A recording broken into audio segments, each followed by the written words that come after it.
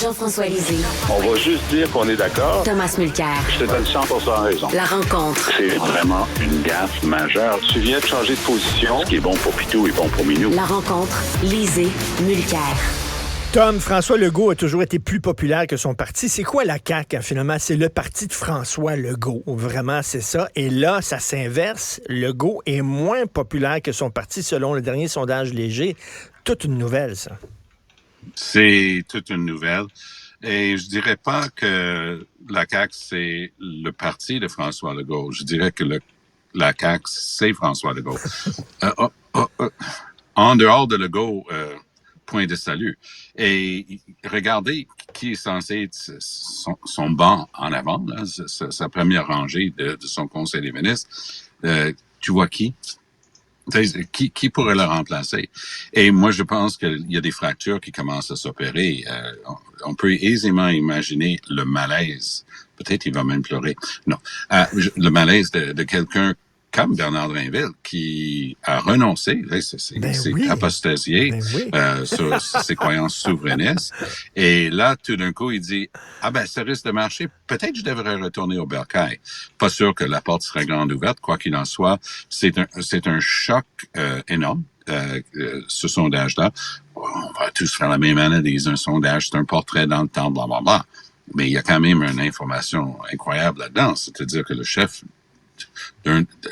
du troisième parti d'opposition est en train de dévancer le premier ministre du Québec dans un sondage. Et ça, c'est quand même une énorme nouvelle. Est-ce que, Jean-François, c'est circonstanciel, c'est-à-dire ça tient là, à la négociation qui se passe très mal, mais bon, une fois la négociation réglée, parce que ça va finir par se régler, il va remonter la côte. Qu'est-ce que tu en penses? Si c'était une anomalie, on n'aurait pas la courbe qu'on voit. Alors que là, c'est un point supplémentaire sur une courbe qui pointe dans le même sens. Et effectivement, il y a plusieurs éléments en même temps. Donc, comme tu l'as dit, Legault tire légèrement son parti vers le bas. En fait, c'est son taux de satisfaction qui tire l'ensemble, la CAQ et M. Legault vers le bas. Et il y a des motifs d'insatisfaction. Il y en a beaucoup. C'est vrai qu'il y en a beaucoup depuis longtemps. Mais il semble que les Québécois ont voulu donner la chance aux coureurs pendant assez longtemps avant de se dire, coudonc, ça n'a pas l'air de s'améliorer et donc on va commencer à regarder ailleurs. Évidemment, Saint-Pierre Plamondon, il y a un phénomène personnel aussi là-dedans. Il n'est pas tout seul, il y a son équipe, il monte son équipe devant, mais il y a vraiment, c'est lui la locomotive du changement politique qui s'opère depuis un an, mais particulièrement depuis l'été. Avec la victoire dans Jean Talon. D'ailleurs, c'est intéressant, Pascal Paradis, le nouveau député de Jean Talon, a proposé en fin de semaine aux militants du PQ de Jean taloniser le Québec. Et puis effectivement, comme Jean Talon était un château fort libéral, normalement, ce serait plus facile ailleurs, sauf dans l'ouest de Montréal, si ils ont réussi à le faire dans Jean Talon. Quoi qu'il en soit, effectivement, là, à 4 points de différence dans les intentions de vote, le PQ est à une campagne électorale près de gagner. Parce que là, 4 points, il s'agit qu'il y en ait 2 qui changent de côté pour arriver à l'égalité. C'est une montée qui est très, très forte, qui n'est pas, je pense, un mouvement d'humeur parce que ça s'appuie sur un travail que le PSPP a fait depuis la campagne électorale et sans discontinuer jusqu'à maintenant. Là, pour changer cette tendance, il faudrait que PSPP devienne mauvais et que Legault devienne bon. Alors, je vous laisse penser à ce qui va se passer. Et il y a d'autres acteurs en cause. Ça a été très peu remarqué, mais je peux te dire qu'il y a des gens de qui je suis personnellement très proche, qui étaient avec nous au NPD. Des bons bénévoles, des travailleurs d'élection d'expérience. Ils n'aimaient pas le Parti libéral. Qu'est-ce que c'est devenu avec un conservateur progressiste, conservateur de Jean Charest, un gars très conservateur en Philippe Couillard. Ils ont décidé d'appuyer Québec solidaire. Puis voilà qu'en fin de semaine, un des candidats à la co-chefferie, donc Mme Labrie, députée de Sherbrooke, décide de se lancer dans une vision que j'arrive vraiment pas à m'expliquer. Elle a observé que la moitié des gens au Québec solidaire n'étaient pas des souverainistes. This just in, grande nouvelle, c'est vrai, il y a beaucoup de gens de gauche, qui ne sont pas souverainistes, mais qui appuyaient Québec solidaire. Secret de Polichinelle. Tout le monde au Québec solidaire savait qu'ils étaient appuyés par un grand nombre de progressistes, notamment de Montréal, qui autrefois auraient été libérales, faute de choix. Maintenant, ils allaient à Québec solidaire. C'était comme si elle était en train de dire « Hey, foutez le camp, là. Je veux pas de vous autres. » Parce qu'elle a fait une comparaison alambiquée. On n'accepterait pas que la moitié de nos membres soient pas féministes. En tout cas, ça n'avait aucun rapport. Et la chute... On est en train de parler de la CAQ et du Parti québécois, mais Québec solidaire a été fondé par des progressistes, des gens de gauche qui disaient « ça, c'est pas mon parti, c'est pas mes idéologies, donc c'est pas ça que je souhaite ». Alors, très bien, qu'est-ce que ça donnait? Ben, ça donnait qu'ils allaient avoir un parti pour eux autres qui était Québec solidaire. Et là, ils sont en train de le brader. Ils sont en train de créer au sein de Québec solidaire le même genre de fracture dans la coalition. Parce que, oublions jamais que la prouesse de François Legault est remarquable. Oui, c'est son parti. Oui, c'est lui. Mais il y a quand même coalisé des gens qui étaient tannés des débats du passé et il a formé deux gouvernements successifs majoritaires. Mais ça, c'est en train de se fracturer, puis j'oserais dire que Québec solidaire, avec des propos comme Christine Labrie, à moins que quelqu'un la ramène, alors il dit « ça va pas, non, t'as pas pensé à ce que ça signifiait », je pense que ça va jouer très, très mal le reste du film pour Québec solidaire. D'ailleurs, ils ont perdu 2 points dans le sondage. Ils étaient à 17 %, ils sont rendus à 15 %. Écoute, je mais reviens... c'est un 15, pour revenir à je m'excuse, mais Jean-Marc Léger me fait toujours la remarque, parce que j'ai souvent des signaux comme ça pour le NPD. Il me dit, non, ça, c'est des appuis sur papier de gens qui votent pas. Alors, faites attention. Je pense que 15 % c'est assez généreux pour Québec solidaire de ce temps-ci. Jean-François, on le sait, François Legault aime ça, être aimé. Il aime ça lorsqu'il gagne, et lorsqu'il est majoritaire. Il aime pas beaucoup la confrontation. De voir ce sondage-là, est-ce que, selon toi, ça va lui donner le goût de dire « Ah, je me représenterai pas ». Ben, c'est sûr que ça le met de mauvaise humeur parce que, remarque, il l'a toujours dit, hein, il a dit, bon, ben, au début, ça va aller bien, puis ensuite, il y a un moment où ça va aller plus mal, mais tant que tu l'as pas connu dans ta chair comme premier ministre, avoir été aimé autant que lui, et là, être victime d'un désamour relatif, parce que par rapport à, je sais pas, à Justin Trudeau, par exemple, il est très aimé comparé à Justin Trudeau, mais il est sur une pente descendante, il doit s'habituer à ça. Et là, les vraies difficultés commencent. Et devant lui, il y a un problème avec le Front commun, très difficile à régler. Un problème avec les municipalités, où là, ils sont à couteau tiré. C'est un problème d'argent. Il n'y a pas autant d'argent qu'avant. Est-ce qu'on va réussir à passer à côté de la récession ou non? Ça, il doit allumer des lampions pour qu'on n'ait pas de récession. Puis il se dit, bon, j'ai encore 3 ans. J'ai encore 3 ans. Et si on était dans l'année préélectorale, là, ce serait très dur. Mais il y a encore du temps, plein de choses peuvent se produire. Remonter la pente, ça se peut. Moi, je me souviens, avec le gouvernement Bouchard, on était passé de 15 points derrière M. Charest en 98, puis on l'avait rattrapé, puis on avait gagné l'élection par la peau des dames, on avait fait une remontée. Alors, des remontées, ça se peut, et il a le temps de le faire. Mais c'est sûr que, bon, il va parler, il y a une conférence de presse, je pense, à 11h30. J'espère qu'il n'y aura pas la même réaction qu'au lendemain de Jean Talon, où il a décidé de revenir sur le 3e lien, qu'il va revenir sur quelque chose, je sais pas quoi.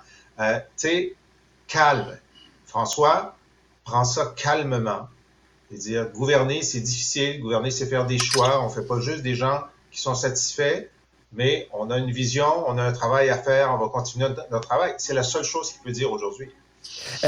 Et ce qui est intéressant hier, à la période des questions, il a montré que François Legault demeure un débatteur extraordinaire. Il a arraché la tête à pauvre Gabriel Nadeau-Dubois. Nadeau-Dubois s'était amusé. Tu sais, ça, c'est du travail de staff, essayer de toquer puis de tordre les chiffres. Ils sont arrivés avec une folie qui était complètement fausse, qui était le salaire moyen de la fonction publique québécoise, c'est 44 %. Le gars se lève, il dit, mais non, c'est 66 %. Puis là, GND, c'est dit non parce qu'il y a des temps partiels. Le gars, ça, c'est pas préparé. Ça, c'est juste le comptable qui réagit. Il dit, ça va pas, non, tu vas pas mettre là-dedans des gens qui travaillent à temps partiel, puis tout ça. GND a le don d'utiliser exactement le mauvais argument pour prouver parfois un bon point.